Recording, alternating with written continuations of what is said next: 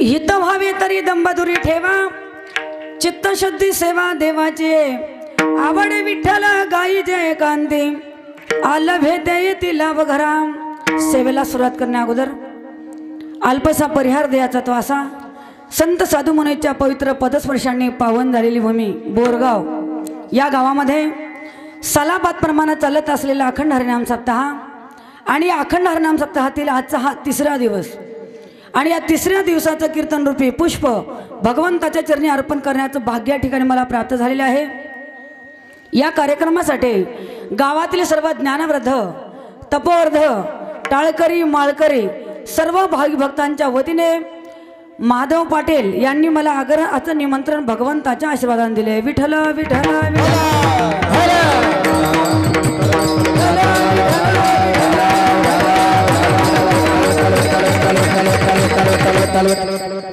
आणि अशा या अत्यंत भव्य आणि दिव्य कार्यक्रमासाठी उपस्थित असलेले सर्व गुणीजन मंडळी, नामांकित मृदंगाचार्य असणारे, ज्यांचा मृदंगाचा आवाज ऐकल्याबरोबर प्रत्येकाला असं वाटतं की उठून कीर्तनामध्येच नाचावं, असे नामांकित मृदंगाचार्य असणारे पांडुरंग महाराज भिसे व तसेच नामांकित गायक असणारे आमचे हरिभक्तपरायण राजू महाराज गवते लिंगापूरकर व तसेच विश्वनाथ महाराज वडगावकर, उपस्थित सर्व गायकवृंद, टाळकरी, विनेकरी, गावातील सर्व भाविक भक्त, माता पिता, बंधू भगिनी सर्वांच्या चरणी नमस्कार करते। मस्तक हे पायावरे, मस्तक हे पायावरे, मस्तक हे पायावरे, या वारकरी संतांच्या, या वारकरी संतांच्या,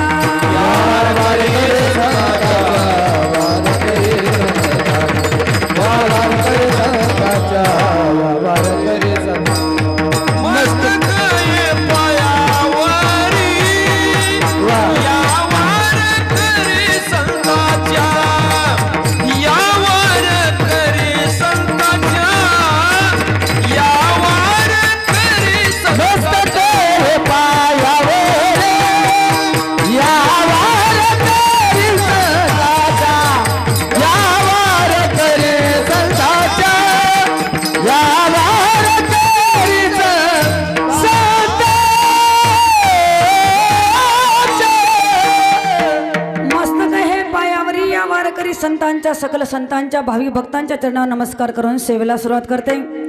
जगद्गुरु तुकोबाराय या अभंगाच्या माध्यमातून सर्व मानवी जीवाला उपदेश करतात की बाबा रे, या जीवाचं काही हित करायचं असेल तर आपल्या अंतकरणामधल्या दंभ नावाच्या विकाराला बाजूला ठेवा आणि अंतकरण शुद्ध करून चित्तशुद्धी सेवा देवाची, आणि ती भक्ती करत असताना तो भगवान परमात्मा अंतकरणातून आवडला पाहिजे। आवडे विठ्ठल गाई जय कांती, आलं भेटे येतील लाभ घरा, आलं बे लाभ घर चालून येतील। आपल्या अंतकरणामध्ये अनेकांना थारा देऊ नका, वासनेची शांती करून टाका। शुद्ध अंतकरणानं भक्ती करणं हाच निर्वाणीचा बाण आहे, असे अनमोल सल्ला जगद्गुरु तुकोबारा अभंगाच्या माध्यमातून करतात। विठ्ठल विठ्ठल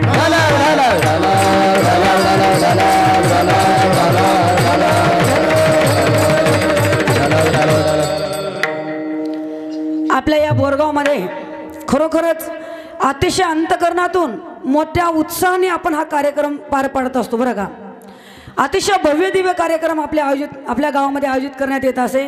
गेल्या वर्षी सुद्धा आणि या वर्षी सुद्धा आम्ही भोकरपासून बघतो मोठमोठे बॅनर आहेत। गावामध्ये आल्यानंतर असं वाटतं की आपण एखाद्या तीर्थक्षेत्रामध्ये गेलो।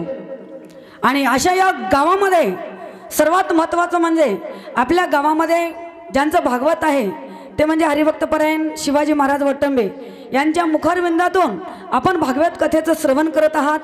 आणि असे उत्तम योगता आपल्यासाठी लाभलेले आहेत आणि त्यांचं खरोखरच त्यांच्या मुखातून जी रसाळ आपण कथा ऐकतो आणि आपलं हे भाग्य म्हणून समजा। गेल्या वर्षी सुद्धा महाराजांची कथा होती आणि त्यांचा कथेचा सुवर्ण संधी आपल्यासाठी लाभत आहे। गावामध्ये अखंड हरिनाम सप्ताह करण्याचं एकमेव कारण म्हणजे हिंदू धर्म टिकावा, वारकरी संप्रदाय वाढावा आणि सर्व जातीमधले भेदभाव दूर व्हावे, तरुण मुलं व्यसनापासून दूर राहावे आणि सर्व जनता एकत्रित येऊन सर्वांना भगवंताचं नामचिंतन करता यावं, या हेतूने आपण अखंड हरिनाम सप्ताह करतो। आणि ते अखंड हरिनाम सप्ताह मोठ्या उत्साहाने आपल्या गावामध्ये पार पडतो। म्हणजे आपलं गाव धन्य आहे, धन्यतेची गाव जेथे हरीचे दास, धन्य नारी नरत चतुर्भुज विठ्ठल विठ्ठल।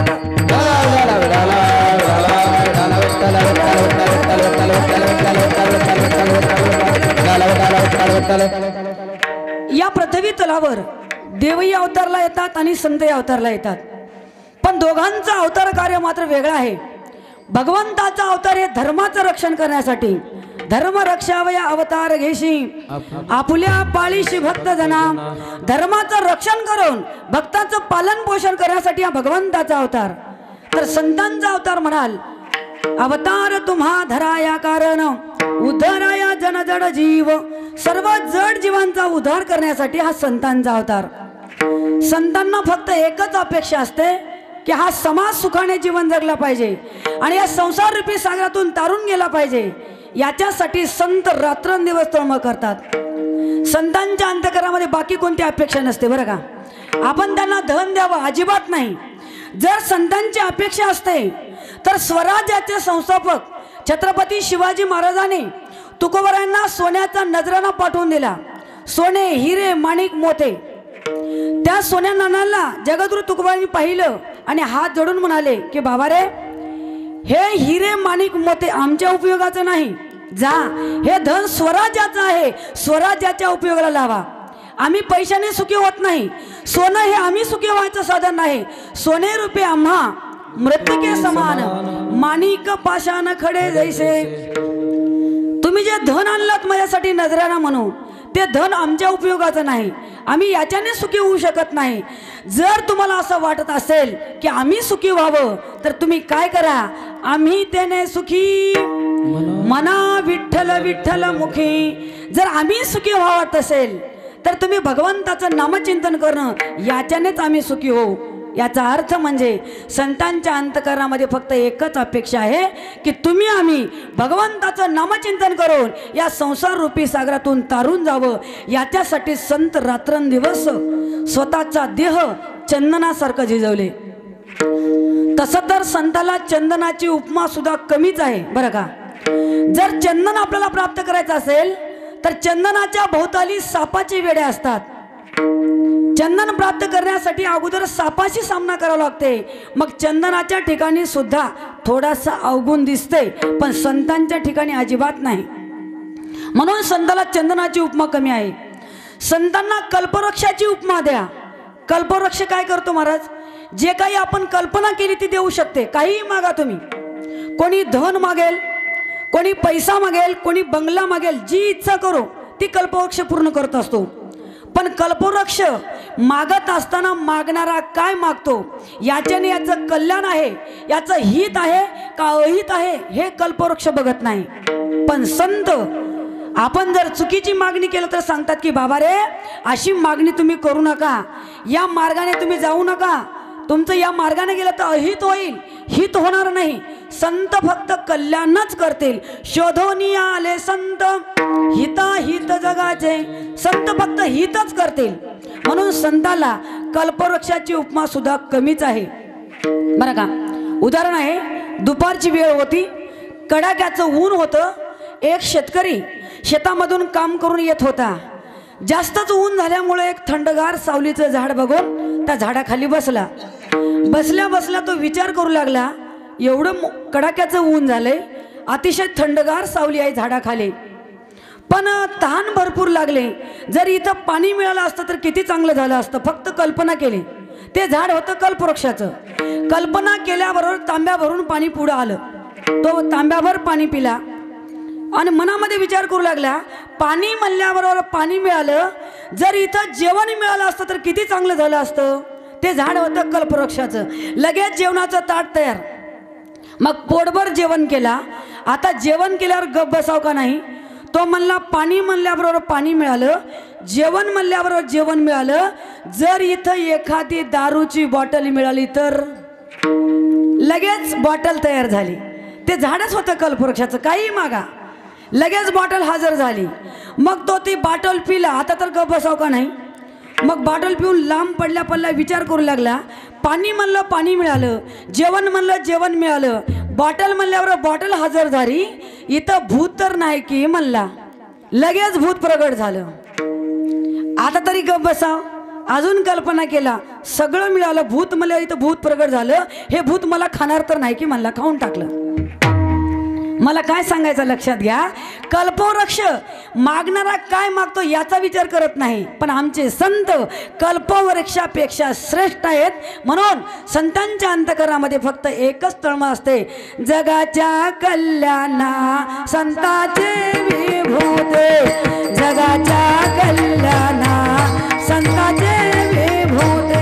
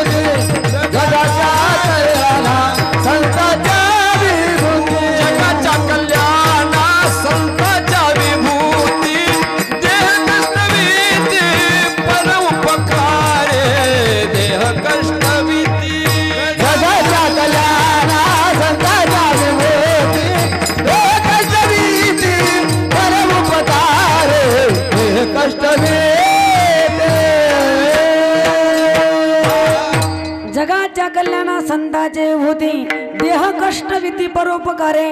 जगाच्या कल्याणासाठी रात्रंदिवस संत आपला देह स्वतः झिजवतात आणि जगाचं कल्याणच करतात. आणि संत म्हणजे दुसरे तिसरे कोणी नसून प्रत्यक्ष भगवंतांनी त्यांना पाठवून दिलेले आहे. तुका म्हणे मज धाडिले निरोपा, मार्ग हा सोपा सुखोरूप. भक्ती मार्ग समाजाला दाखवण्यासाठीच आम्हाला भगवंतांनी पाठवून दिले. बरं का, जेव्हा भगवंतांनी सुंदर अशी सृष्टी निर्माण केली, त्या सृष्टीमध्ये अनेक प्रकारचे जीवजंतू निर्माण केले, पण देवाला समाधान वाटलं नाही. कारण का, एवढ्या जीवांपैकी माझी आठवण करणारा कोणी नाही, माझं नामचिंतन करणारा कोणी नाही.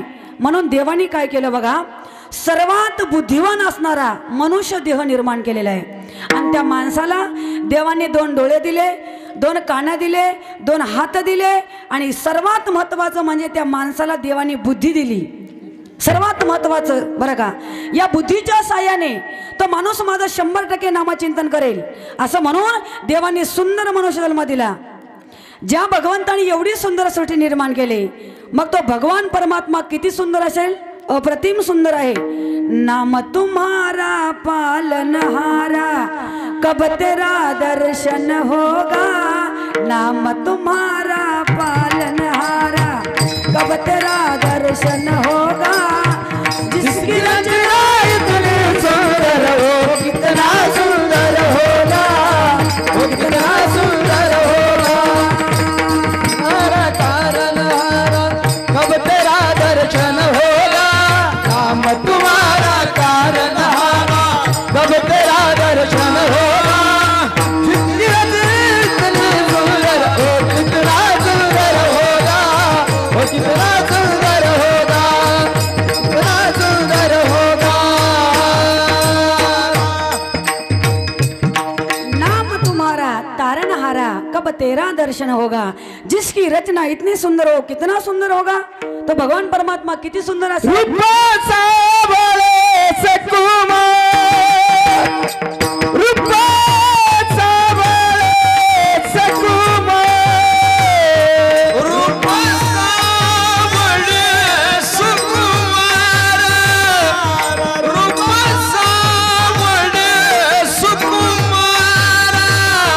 काली कुंडल मकरा के, काली कुंडल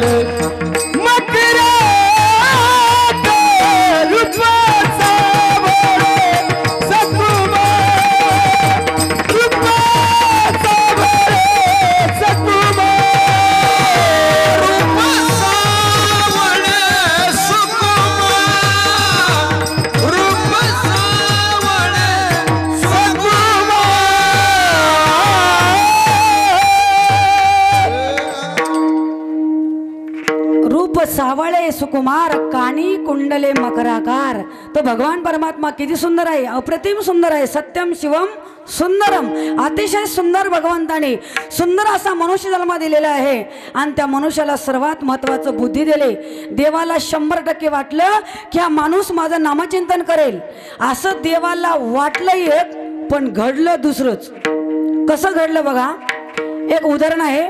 एका घरामध्ये एक 60 वर्षाची आई राहत होती आणि तिचा मुलगा राहत होता.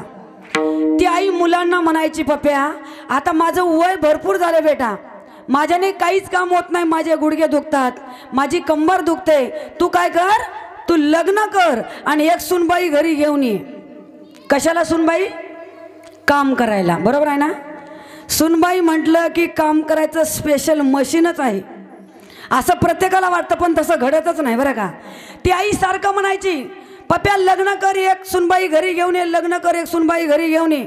मग पप्याचं लग्न झालं, सुनबाई घरामध्ये आली. आता नवीन नवीन नवरी घरामध्ये आल्यावर आपण तिला काम लावतो का महिला मंडळ? का तुमच्याकडे लावता लगेच? नाही ना. कमीत कमी 15 दिवस तिला कुणीच काम सांगत नाही. कारण का, हळदीच्या अंगाने आलेले दुसऱ्यांची लेकरू आपल्या घरात आले, नवीन नवीन आहे म्हणून तिला कुणीच काम सांगत नाही. मग त्या नवरीला 1 महिना कुणीच काम सांगलं नाही. ती नवरी काय करायची बघा, सकाळी 10 वाजता उठायची, 11 वाजता चहा पियायची, 12 वाजता जेवण करायची, दुपारी TV बघायची, परत झोपायची, रात्री 7ला उठायची, जेवण करायची आणि परत झोपायची. असं करता करता 1 महिना झाला, 2 महिने झाले, 3 महिने झाले, तरी ती काही नवरी कामाला हात लावत नव्हती. सासूबाई मनात विचार करू लागल्या, काहीतरी कामाला मदत होईल म्हणून मी माझ्या मुलाचं लग्न केलं, पण ही बिचारी काही कामाला हातच लावत नाही, आता काय करावं. सुनबाईचं तेच होतं दररोजचं. सकाळी 10ला उठायचं, 11 वाजता चहा पियायची, 12 वाजता जेवण करायची, दुपारी TV बघायची, परत झोपायची. रात्री 7ला उठलं का सासूबाईला म्हणायची, आई ओ आई हे खाऊ का? खा आता का माती खाती का? सासूबाईनं स्वयंपाक करून ठेवलाय, खा बाई खा. असं करता करता 6 महिने झाले, तरी ती काही बया कामाला हात लावत नव्हती. मग आईनं एका दिवशी मुलाला बोलून घेतले आणि सांगितलं, पप्या काहीतरी कामाला मदत होईल म्हणून मी तुझं लग्न केलं, पण तुझी बायको काही कामाला हातच लावत नाही. तो मुलगा म्हणला, आई तू सांग ना तुझ्या सुनबाईला काम. ती सासूबाई म्हणली, बापू आजकालच्या पोरीला काम सांगायचे दिवस राहिले नाहीत, कारण काय कलियुगाचं वार आहे. पूर्वी कसं होतं बघा महिला मंडळ, पूर्वीच्या सुना देवाकडे विनंती करायच्या, देव बाप्पा मला सासूबाई चांगली मिळू दे. पण आताच्या सासात देवाकडे विनंती करतात, देव बाप्पा मला सुनबाई चांगली मिळू दे. आणि ज्यांना सुनबाई चांगली मिळाली ते भाग्यवान म्हणून समजा. ती म्हणू लागली, बापू तुझी बायको जाणं तू जाणं, आपल्यानं काम तिला सांगणं होत नाही. मग तो मुलगा म्हणला, आई मी माझ्या पत्नीला काम सांगेल, पण जर मी तिला काम सांगलं तर ती माहेरी गेली तर मग परत नाही आली तर मग अवघड होईल म्हणला. कारण का सध्याचं वातावरण तसं आहे, पोरी शिक्षणामध्ये पुढे गेल्या आणि पोरं मोबाईलच्या नादामध्ये गुटखा खाण्यामध्ये शिक्षणात मागे आले. कमी शिकलेल्या पोराला कोणी पोरी द्यायला तयार, कारण का प्रत्येक क्षेत्रामध्ये मुलं पुढे आहेत. बरं मुली बरं का, बघा तुम्ही 10वीचा निकाल बघा मुलीचाच आहे पहिल्यांदा, 12वीचा बघा मुलीच पुढे आहेत. प्रत्येक क्षेत्रामध्ये मुली हुशार निघाल्या म्हणून पोरं कमी शिक्षण झालं, त्या कमी शिकलेल्या पोराला कोणी पोरगी देत नाहीत. बरं का, असं वातावरण चालू आहे. पोरी मिळतात कुणाला? जो मुलगा हुशार आहे, जो कर्मचारी आहे, अशांना पोरी मिळतात. नाहीतर मग तो वारकरी असला पाहिजे, तो वादक असला पाहिजे. झालं का तुमचं? तुमचं काही टेन्शन नाही बरं का, तुम्ही एवढे विख्यात मृदंगाचार्य आहेत, तुम्हाला काही टेन्शन नाही. नाहीतर मग तो टाळकरी असला पाहिजे, तो गायक असला पाहिजे आणि तो माळकरी असला पाहिजे, वारकरी संप्रदायाचा पाईक असला पाहिजे. अशांना पोरी मिळतात महाराज. कारण का लोक सहज म्हणतात, बघा अहो वारकरी संप्रदायाचा पाईक आहे, त्याच्या गळ्यात माळ आहे, निर्व्यसनी मुलगा आहे, देऊन टाका पोरीला. गायकाला वादकाला पोरी मिळतात, काही टेन्शन घेऊ नका बरं का कोणाचं झालं नसेल तर. आता जे बाकीचे राहिले ना ते राहिलेच, त्यांचं कधीच लग्न होणार नाही. त्यांना भंडार टाकून येळकोट येळकोट जय मला म्हणायची पाळे. नाहीतर मग मामाची पोरगी असावी लागते. मामाची पोरगी असेल तर मग जमतं. मामाला म्हणताय ना, मामा पैसा नको हुंडा नको, देणं नको, घेणं नको, फक्त पोरगी द्या मला, असं मामाला म्हणता येते. जर मामाला पोरगी नसली तर मग लागली वाट. तो मुलगा म्हणला, आई कसं तरी माझं लग्न झालं आणि जर मी तिला काम सांगलं ती माहेरी गेली तर मग अवघड होईल. मग काय करायचं, आपण आयडिया करूया म्हणले. ती सकाळी 10 वाजता उठली की तू झाडू घेऊन तिच्या रूममध्ये यायचं आणि तिची रूम झाडून काढायचं. तू झाडायला लागलीस का मी पळत येतो आणि तुझ्या हाताचा झाडू काढून घेतो, मी झाडतो. मी झाडायला लागलं की तू झाडू काढून घ्यायचं, तू झाडायला लागलीस की मी झाडू काढून घेतो. दोघं खोटं खोटं त्या झाडूला धरवड करूत. आपल्या दोघांचे भांडणं बघून तिला लाज वाटेल. तिनं म्हणेल तुम्ही दोघं भांडू नका, मी झाडते, इकडे आणा. लागली ना कामाला. वा, काय बेस्ट आयडिया आहे. ठरलं. मग सकाळचे 10 वाजले. सुनबाईचा दरवाजा उघडला. सासूबाई झाडू घेऊन तिच्या रूम मध्ये गेल्या आणि तिची रूम झाडू लागल्या. मुलगा पळत आला. अगं आई काय करतेस म्हणलं, तुझं वय आहे का आता काम करायचं? अजिबात नाही, आतापर्यंत तू भरपूर काम केलीस आई, तुझी कंबर दुखते, तुझे गुडघे दुखतात, अजिबात तू काम करायचं नाही, आण ते झाडू, मी झाडतो. मुलगा झाडू लागला. मुलगा झाडायला लागला. आई म्हणते पप्प्या घरामध्ये 2 बाया असताना गडी माणसाला झाडाय शोभते का? आण ते झाडू, मी झाडते. आई झाडू लागली. मुलगा झाडायला लागला. आई झाडू काढून घेऊ लागली. आई झाडायला लागली का मुलगा झाडू काढून घेऊ लागला. दोघं त्या झाडूला धरवड करतात. तेवढ्यात त्या महाराणीला जाग आली.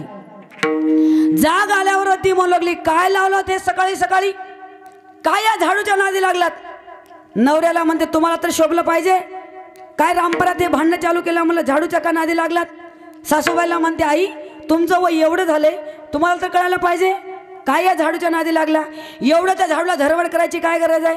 एवढे भांडणं करायची काय गरज आहे? मी सांगते ऐका म्हणली. आज एकानं झाडा आणि उद्या एकानं झाडा. विठ्ठल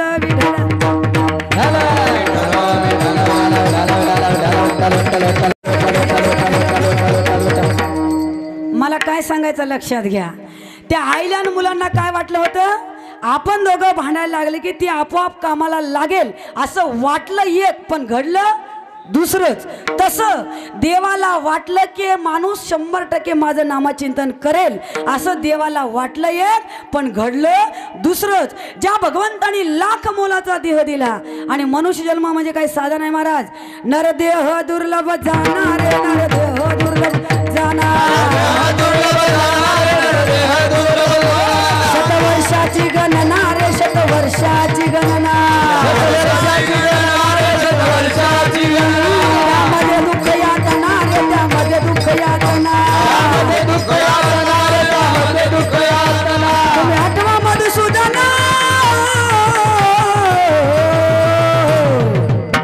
तुम्ही वासुदेव वासुदेव म्हणा रे, तुम्ही वासुदेव वासुदेव म्हणा, तुम्ही वासुदेव वासुदेव म्हणा रे, तुम्ही वासुदेव वासुदेव म्हणा, तुम्ही वासुदेव वासुदेव म्हणा रे, तुम्ही वासुदेव वासुदेव म्हणा, तुम्ही वासुदेव वासुदेव म्हणा रे, तुम्ही वासुदेव वासुदेव म्हणा, वासुदेव वासुदेव म्हणा रे, तुम्ही वासुदेव वासुदेव म्हणा, वासुदेव वासुदेव म्हणा रे, तुम्ही वासुदेव वासुदेव म्हणा, वासुदेव वासुदेव म्हणा रे, तुम्ही वासुदेव वासुदेव म्हणा, वासुदेव वासुदेव म्हणा रे, तुम्ही वासुदेव वासुदेव म्हणा.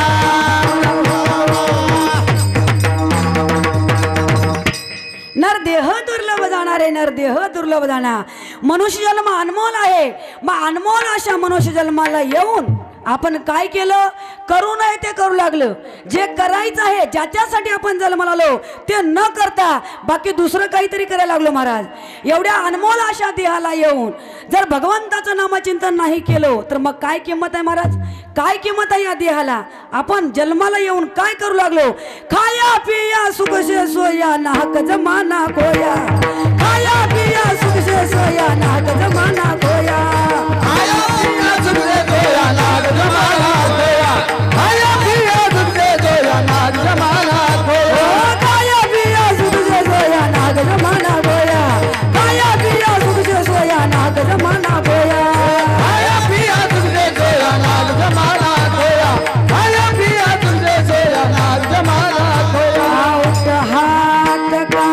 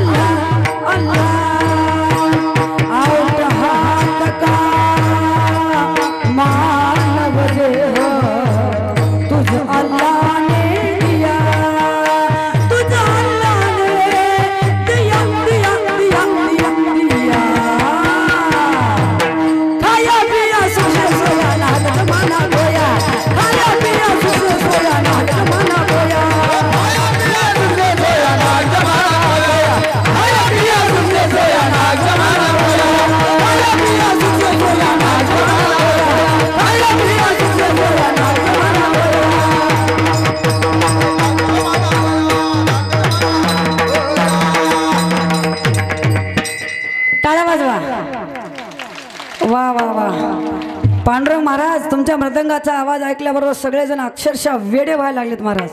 कीर्तन ऐकत राहूच नये, फक्त मृदंगच ऐकावा असं सर्वांना वाटायला लागलेलं आहे. विठ्ठल विठ्ठल विठ्ठल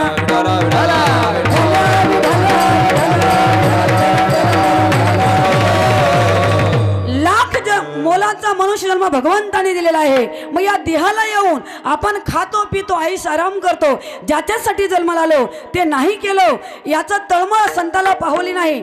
संत या पृथ्वीला अवतार आले आणि सांगितलं की बाबा रे, जर आपण असं केलं तर आपल्या जीवाचं कल्याण होणार नाही. मग जर जीवाचं हित करायचं असेल तर तर काय करा, हित ते करावे देवाचे चिंतन करोनिया मन शुद्ध भावे.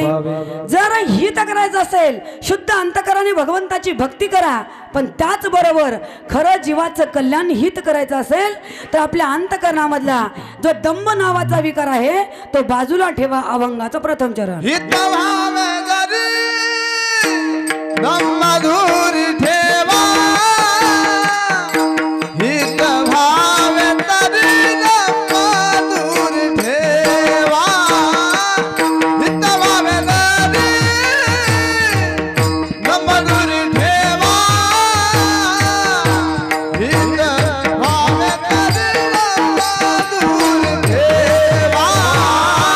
हित भावे तरी दंभ दूर ठेवा,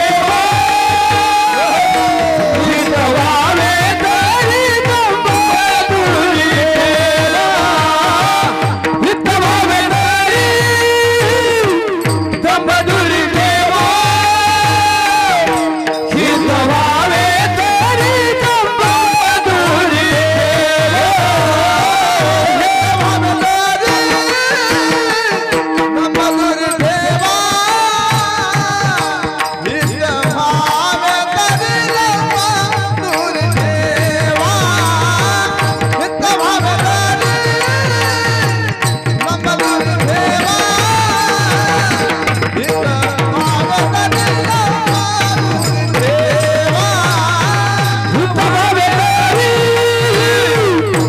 दंबदुरी ठेवा, हित भावे तरी दंबदुरी ठेवा,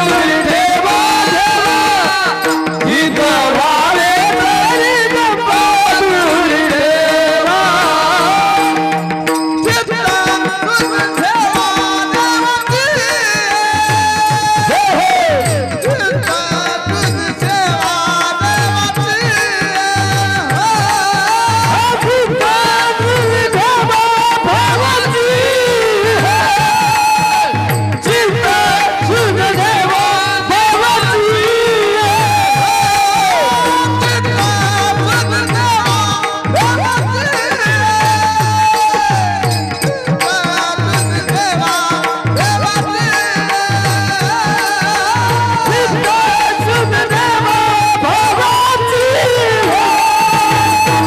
तरी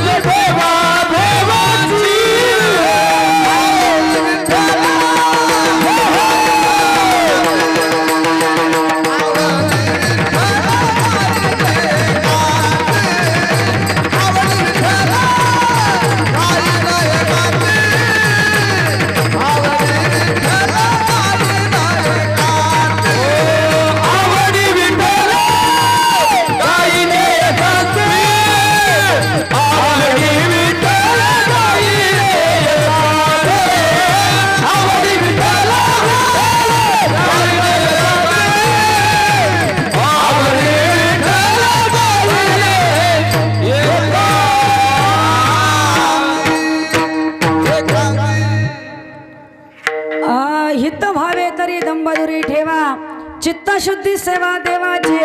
खरं जीवाचं हित करायचं असेल, कल्याण करायचं असेल तर आपल्या अंतकरणामधला दंभ नावाचा विकार बाजूला ठेवा, त्याला दूर ठेवा. कारण का, रात्रभर आपण देवाचं भजन केलं, उठल्याबरोबर एखाद्या माणसाला काही चुकीचा शब्द बोलून त्याचं अंतकरण दुखलं तर त्या परमार्थाला किंमत नाही महाराज. कुणाला रागाने काही बोललं, कुणाचं अंतकरण दुखवलं म्हणजे परमार्थामध्ये बाधा येऊ शकते. म्हणून अंतकरणामधला राग बाजूला ठेवा, अंतकरणामधला लोभ बाजूला ठेवा अंतकरणामधले वाईट विकार बाजूला ठेवून मग चित्तशुद्धी सेवा देवाची. किती जरी देवदेव केलं, जर आपल्या अंतकरणामधला पापच गेला नाही मग त्या परमात्म्याला काही किंमत नाही. मग अगोदर आपलं चित्त शुद्ध करा. तुका मोले चित्त करा रे निर्मळ येऊन गोपाळ राये ते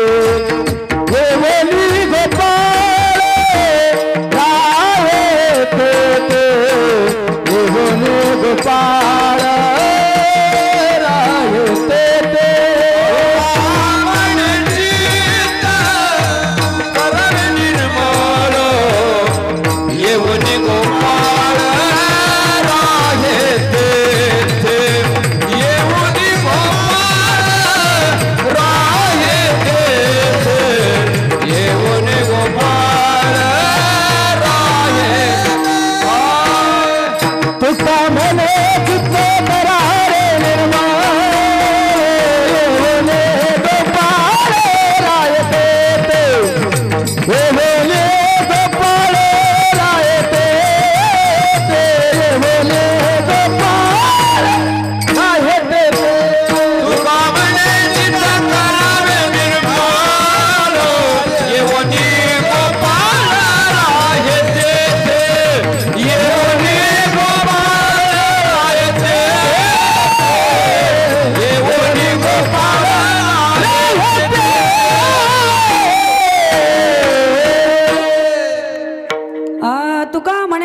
करा रे निर्मळ येवोनी गोपाळ राहे तेथे. आपलं अंतकरण जर शुद्ध असेल, चित्त निर्मळ असेल तर भगवान परमात्मा आपल्या अंतकरणामध्ये वास्तव्य करतात. आणि एकदा आपल्या हृदयामध्ये त्या देवाला साठवलं, साठविला हरी जिही हृदय मंदिरे त्याची सरली एरधार झाला सफल व्यापार.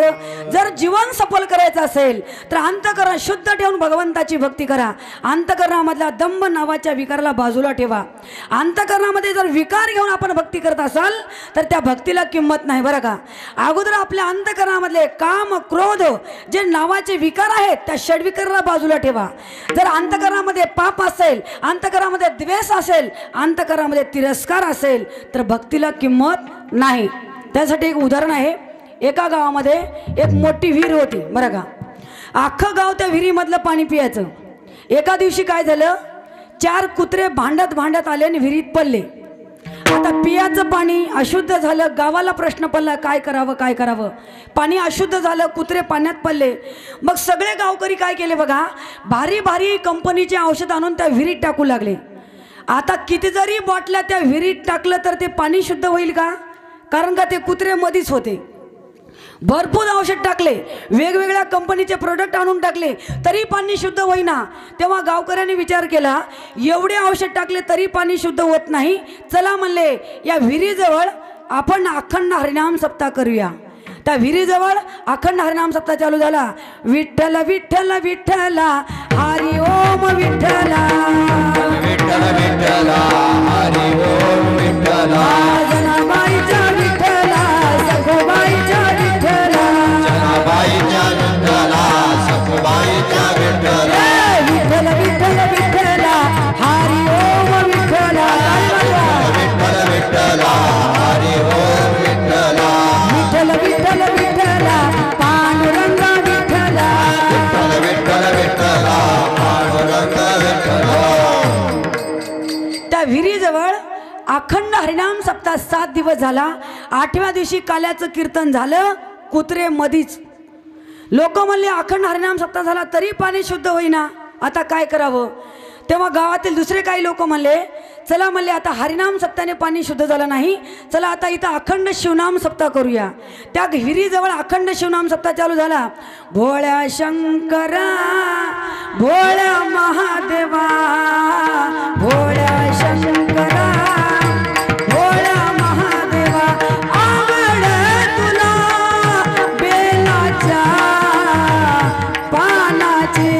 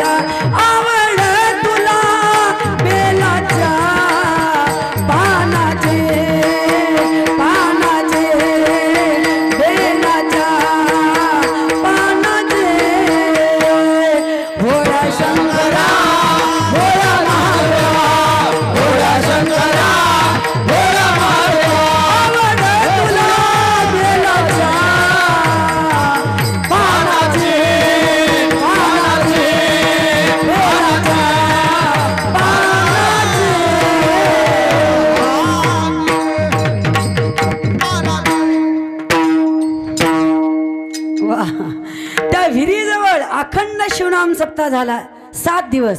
8व्या दिवशी प्रसादाचं कीर्तन झालं कुत्रे मधीच. लोक म्हणले हरिनाम सप्ताह झाला, शिवनाम सप्ताह झाला, तरी पाणी शुद्ध होईना. चला म्हणले आता एकदा अखंड दत्तनाम सप्ताह करूया. त्या विहिरीजवळ अखंड दत्तनाम सप्ताह चालू झाला. दत्ता दिगंबराया हो स्वामी मला भेट द्या हो, दत्ता दिगंबराया हो स्वामी मला भेट द्या हो, दत्ता दिगंबराया स्वामी मला भेट द्या हो, दत्ता दिगंबराया मला भेट द्या हो, सावळ्या मला भेट द्या हो, दयाळा मला भेट द्या हो, दत्ता दिगंबराया हो स्वामी मला भेट द्या हो, दत्ता दिगंबराया हो स्वामी मला भेट द्या हो, दत्ता दिगंबराया मला भेट द्या हो, दत्ता दिगंबराया मला भेट द्या हो. अखंड दत्तनाम सप्ताह 7 दिवस झाला. 8व्या दिवशी महापूजा झाली कुत्रे मधीच. आता मला सांगा 8 दिवस अखंड हरिनाम सप्त्याचे, 8 दिवस अखंड शिवनाम सप्त्याचे, 8 दिवस अखंड दत्तनाम सप्त्याचे, 8 त्रिक 24 दिवस कुत्रेमध्ये सुरक्षित राहिले असतील का? सडून गेले, सडून आजू इतकी दुर्गंधी येऊ लागली. लोक म्हणले एवढे सप्ते गावात झाले तरी पाणी शुद्ध झालं नाही, आता काय करावं? चला म्हणले आरोग्य कर्मचाऱ्याकडे जायचं. आरोग्य कर्मचारी गावात आले. ते आरोग्य कर्मचारी आल्याबरोबर अगोदर त्या विहिरीमधले 4 कुत्रे उचलले आणि बाजूला फेकले आणि त्या विहिरीचा 4-5 वेळेस उपसा केला आणि शुद्ध पाणी मध्ये भरलं, तेव्हा पाणी शुद्ध झालं. मला काय सांगायचं लक्षात घ्या, आपण किती जरी देवदेव केलं, अंतकरणामधला पाप गेला नसेल, आपल्या अंतकरणामधले काम क्रोध लोभ अहंकार हे विकार गेले नसेल तर त्या भजनाला किंमत नाही. म्हणून शुद्ध अंतकरण ठेवून चित्त लावून भगवंताची भक्ती करा. आपण इथं बसल्यावर सुद्धा घरचे चिंतन करत असतो महाराज बरं का. काही लोक भजनामध्ये सुद्धा व्यवहार आणले. एका गावामध्ये महिला भजनी मंडळाचं भजन होतं आणि एक महिला भजनी मंडळामध्ये एक बाई गाणं म्हणू लागली. काय म्हणते बघा, अरे अरे विठ्ठला तुझ्यात माझं मन, घेतला मोबाईल करते तुला फोन, अरे अरे विठ्ठला तुझ्यात माझं मन, घेतला मोबाईल करते तुला फोन. आता देवाला हिच्या फोनची काय गरज आहे? हे का गाणं झालं का? असे गाणे रात्रभर म्हणलं तर काही फायदा अजिबात नाही. एवढं म्हणल्यावर सगळ्या बायका खुश झाल्या. जेव्हा खरं खरं गाथ्यातलं म्हणतं तेव्हा कुणाला मजा येत नाही आणि जेव्हा माथ्यातलं म्हणलं तेव्हा खुश वाटते बरं का. सगळे बायका खुश झाले. तिनं दुसरं कडवं जोडली, तुझी रे आठवण लई लई येते म्हणून तुला मी मिस कॉल देते देवाला. आता हिच्या मिस कॉलची देवाला काय गरज आहे बरं का. देवाचा रे तू ही देवा माझा नंबर कर रे शेव. बाई तो जगाचा मालक आहे, तुझ्या नंबरची देवाला काय गरज आहे? आता एक बाई म्हणली म्हणून दुसरी म्हणायची चालू केली. तिला थोडं घरचं टेन्शन होतं, ते सगळं टेन्शन तिनं देवासमोर येऊन गाते. काय म्हणते, मला नवऱ्यानं मारलं व शेजारी ना त्या बाई, मला नवऱ्यानं मारलं व शेजारी ना त्या बाई. एवढं म्हणल्यावर आत्याबाई जवळच होती. इथं नाही ना कुणी आत्याबाई? नसेल तर बरं झालं, नाहीतर सगळे आत्याबाई आत्याबाई म्हणून माझ्यावर मोर्चा काढशाल बाई.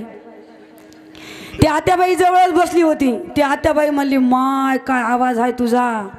असं म्हणल्यावर तिनं दुसरं कडवं जोडली. काय म्हणते, सोयऱ्या धायऱ्याने अंधन दिलं, यानं विकून टाकलं, टोनग दारू पिऊन आलं शेजारी ना त्या बाई, मला नवऱ्यानं मारलं शेजारी ना त्या बाई. एवढा म्हणल्यावर ती आत्याबाई म्हणली, माय काय भाव आहे तुझ्या अंतकरणामध्ये, काय अंतकरणामधला भाव तू व्यक्त करतेस. एवढं म्हणल्यावर तिनं तिसरं कडवं जोडली. काय म्हणते, भर दिवाळीला पिऊन आला, यानं फटाका फोडला, शेजाऱ्याचा कापूस जाळला, लोकांनी गद्यासारखं मारला शेजारी ना त्या बाई, मला नवऱ्यानं मारलं शेजारी ना त्या बाई, शेजारी ना त्या बाई, शेजारी ना त्या बाई. आता मला सांगा, रात्रभर जरी आत्याबाई आत्याबाईच्या नावानं गाणं गायली काही फायदा अजिबात नाही. म्हणून देवाच्या दरबारात बसल्यानंतर फक्त भगवंताच्या नामाचंच गीत गायलं पाहिजे, देवाच्याच नामाचे गीत गायलं पाहिजे.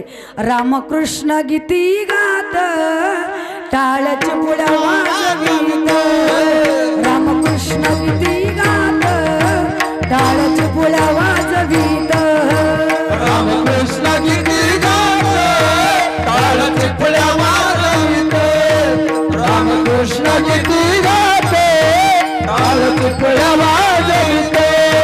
छंद्या पुल्या नाचत निज घेऊन फिरत गा, निज घेऊन फिरत गा, जनवरी आवडलं वासनेचा पुसावा ठाव, जनवरी आवडलं वासनेचा पुसावा ठाव.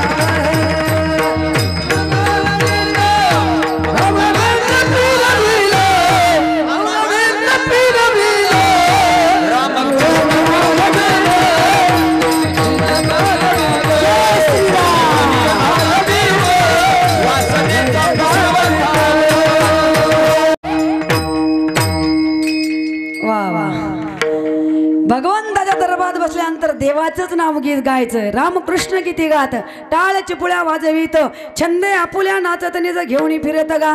देवाच्या दरबारात बसल्यानंतर फक्त भगवंताचं नामचिंतन करायचं आणि टाळ चिपुळ्या वाजवीत. देवाच्या दरबारात बसल्यानंतर कीर्तनात बसल्यानंतर प्रत्येकाने मुखाने नामचिंतन, हातांनी टाळी वाजवलीच पाहिजे बरं का. जर तुम्ही टाळी वाजवली तर तुमचेच फायदे, त्याच्यामध्ये आमचा काही फायदा नाही. हाताने टाळी वाजवल्यामुळं जेवढं काही आपल्याकडून कळत न कळत पाप झालं असेल ते पाप नाहीसं होते.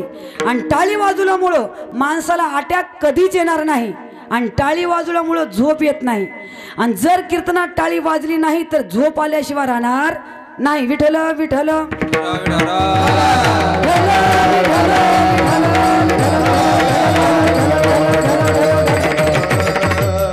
काही काही गावामध्ये तुम्ही टाळी वाजवा म्हणल्यावर सगळ्यांनी टाळी वाजवली, धन्यवाद.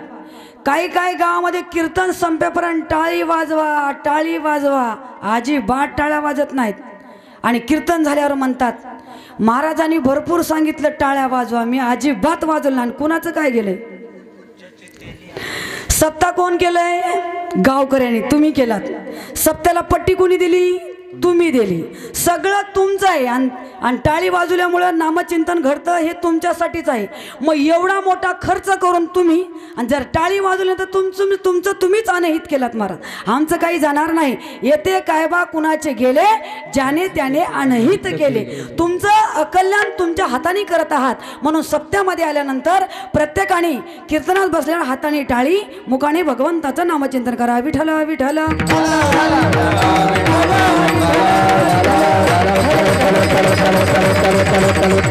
म्हणून शुद्ध अंतकरणाने भगवंताची भक्ती केली तर तीच भक्ती भगवंताला मान्य आहे. आणि तो परमार्थ करत असताना तो भगवान परमात्मा मनापासून आवडला पाहिजे. अभंगाचं दुसरं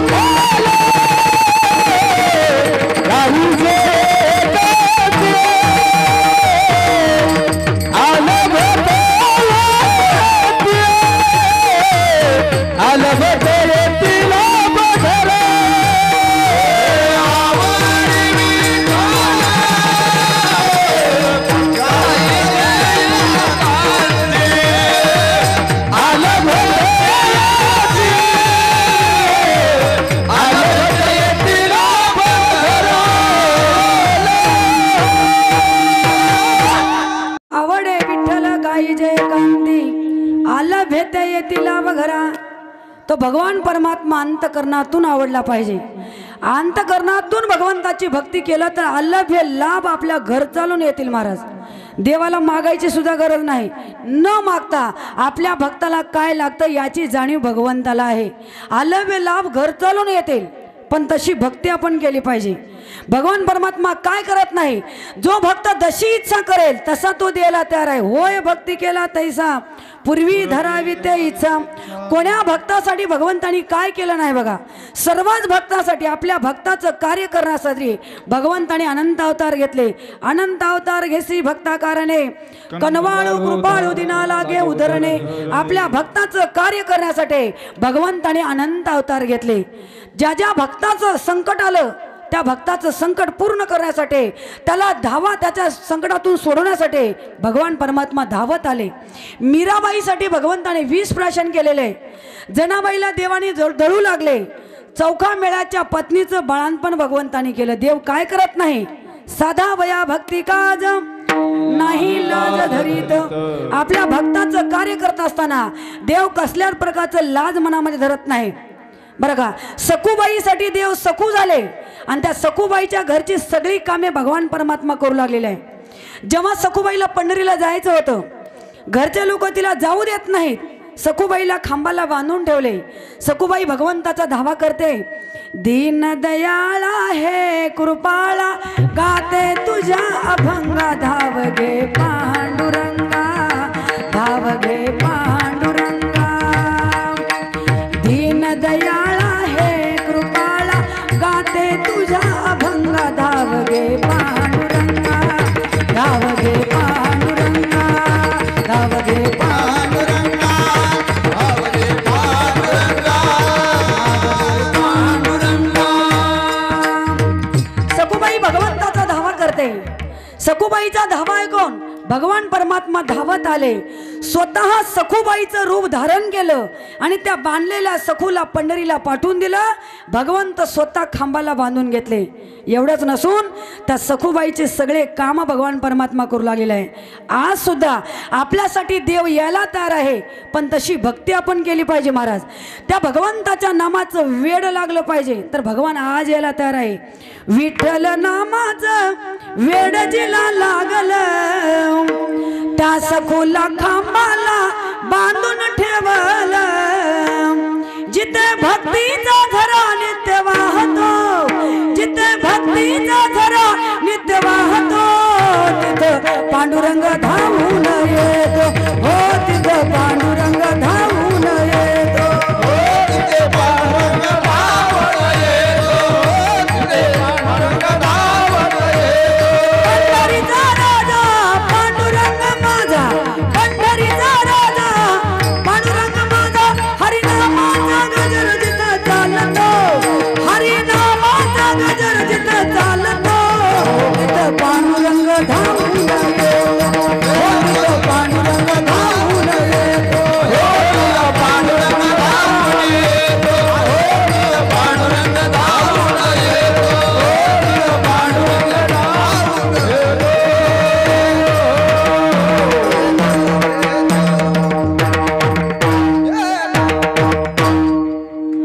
लीला पांडुरंगाची कळे ना कुणाला, भक्त जनानो घ्या जाणून मनाला.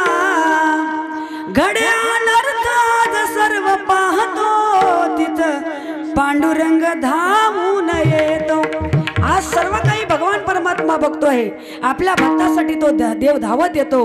म्हणून आवडे विठ्ठल गाई जे एकांती, आलभ्यते येतील लाभ घरा. आलभ्य लाभ आपल्या घर चालून येतील, पण शुद्ध अंतकरणाने भक्ती करा. आणि ती भक्ती करत असताना आपल्या अंतकरणामध्ये अनेक विकारांना थारा देऊ नका. अभंगाचा अनिकांतरी न द्यावी वचती. अनिकांतरी न द्यावी वचती. बोला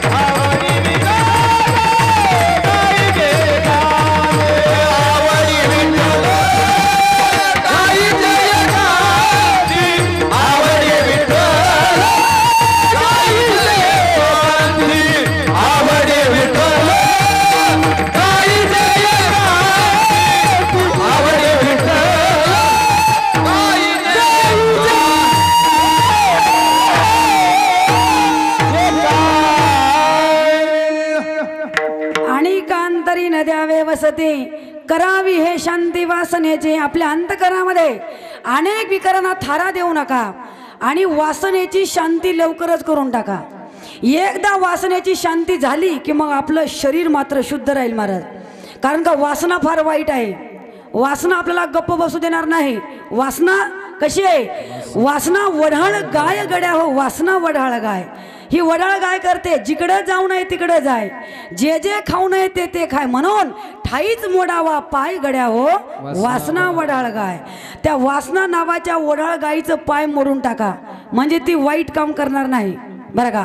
वासना फार वाईट आहे महाराज. जाऊ नये तिकडे जाईल, खाऊ नये ते खाईल, पिऊ नये ते पिईल आणि लेजिम खेळत घरला येईल. काही काही लोक लेजिम खेळत का होईना घरला येतात बरं आहे, पण काही काही लोकांचा मुकाम तिकडेच असते बरं का. काही काही बायकांना गॅरंटी सुद्धा नसते की आज आपले मालक घरी येतील म्हणायची. एवढी वाईट अवस्था आहे बरं का. एकदा काय झालं, महिला मंडळ हळदी कुंकाचा कार्यक्रम होता. मी एका बाईला म्हणलं, बाई तुमच्या मालकाचं नाव घ्या. ती मालकाचं नावच घेत नव्हती. का घेत नव्हती? जी बाई शास्त्रोक्त पद्धतीने उखाणा घेऊन मालकाचं नाव सांगते तर आपण समजून घ्यायचं की हिचा मालकावर अतिशय प्रेम आहे आणि मालक सुद्धा वागायला चांगला आहे.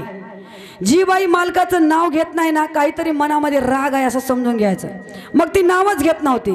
मी म्हणलं, ताई घ्या ना हळदी कुंकाचं नाव, हळदी कुंकाचा कार्यक्रम आहे, मालकाचं नाव घ्या ना. मग ती नावच घेत नव्हती. ती म्हणली, ताई फक्त लग्नात नाव घेतले होते, तेव्हापासून अजिबात त्यांचं नाव घेतले नाही. आता का घेतले नाही तिलाच माहीत. मी म्हणलं, बाई आज काही करावं लागेल तुम्हाला नाव घ्यावंच लागेल. मग ठीक आहे ताई तुम्ही म्हणता म्हणून मी नाव घेते. ऐका म्हणली. काय नाव घेते बघा. पांढऱ्या पांढऱ्या बगळ्याचे वाकडे वाकडे पाय, पांढऱ्या पांढऱ्या बगळ्याचे वाकडे वाकडे पाय, शामराव अजून घरला आले नाहीत, कुठं नालीत पडले की काय. आता बायकोलाच विश्वास नसावा मग आपल्या काही जगण्यात अर्थ अजिबात नाही. म्हणून जो माणूस भगवंताच्या मार्गाला लागला, भक्तीच्या मार्गाला लागला, तो वाईट काम करत नाही. ज्याला भगवंताच्या नामाची गोडी लागली त्याच्या जिभेला दुसरी गोडी लागत नाही. कारण का देवाचं नाव किती गोड आहे. अमृताहुनी गोड नाम तुझे देवा, मन माझे केशवा गावाने घे. अमृतापेक्षा गोड भगवंताचं नामचिंतन आहे. पण आपल्या जिभेला सवय लागली कोणती? खाऊ नये ते खायचं, पिऊ नये ते पियायचं आणि आपल्या आयुष्याची बर्बादी करून घ्यायचं. ज्यांच्या पाठीमागे व्यसन लागले त्याचं आयुष्य उद्ध्वस्त झालं म्हणून समजा, त्याचा संसार उद्ध्वस्त झाला म्हणून समजा. कारण का व्यसनच तसं वाईट आहे महाराज. म्हणून बाबा रे, व्यसन लावायचं असेल तर भगवंताच्या नामाचं व्यसन लावा. वाईट व्यसन करून आपलं आयुष्य बर्बाद करू नका. जाम पर जाम पीने से क्या फायदा, जाम पर जाम पीने से क्या फायदा, रात को पियोगे तो सुबह तक उतर जाएगी, लेकिन एक बार हरि नाम का प्याला तो पी के देख, तेरी जिंदगी सवर जाएगी, तेरी जिंदगी सवर जाएगी. एकदा भगवंताचं नामचिंतन करून बघा, तुमच्या आयुष्याचं सोनं झाल्याशिवाय राहणार नाही. आणि आमच्या भगवंताच्या नामामध्ये अशी नशा आहे महाराज, एकदा जर ती नशा चालली मरेपर्यंत उतरणार नाही. ऐसी नशा है हरि नाम के, ऐसी नशा है हरि नाम के, वो जरा पी करके दे. ऐसी नशा है हरि नाम के, वो जरा पी करके दे. ऐसी नशा है हरि नाम की, जरा पी करके दे. ऐसी नशा है हरि नाम की, जरा पी करके दे. पी के तो देख जरा, पी के तो देख, पी के तो देख जरा, पी के तो देख. पी के तो देख जरा, पी करके दे. पी के तो देख जरा, पी के तो ऐसी देख. नशा है हरि नाम की, ऐसी नशा है हरि नाम की, वो जरा पी करके दे. ऐसी नशा है हरि नाम की, वो जरा पी के तो दे. ऐसी नशा है हरि नाम की, जरा पी के दे. ऐसी नशा है हरि नाम की, जरा पी के दे.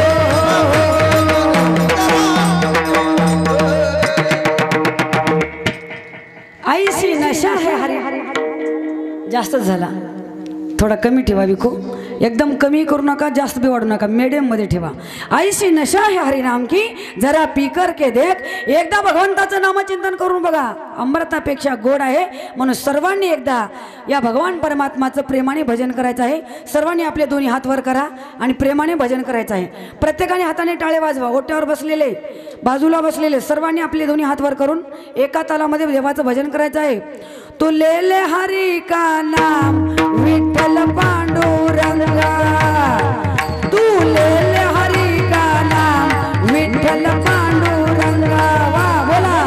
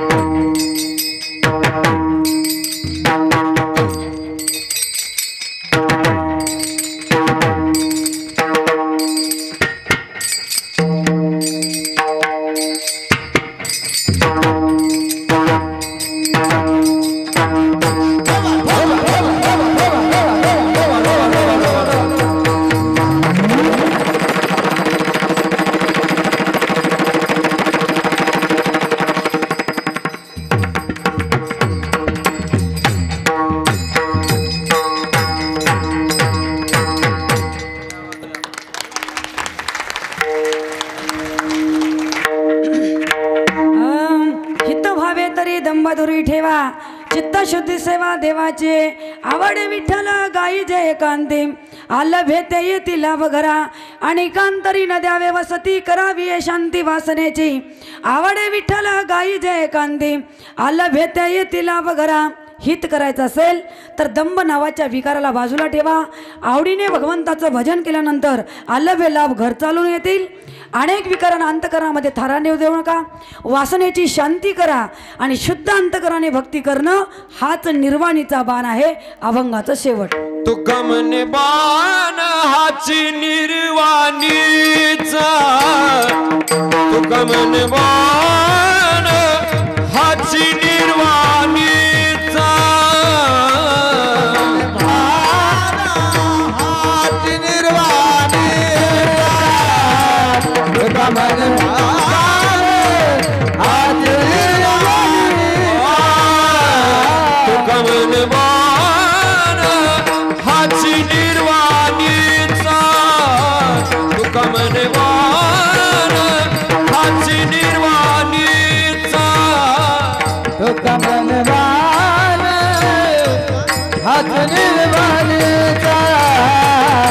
कमल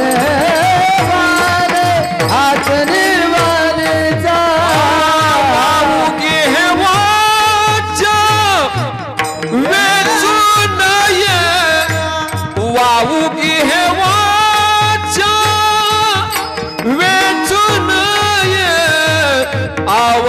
विठ्ठल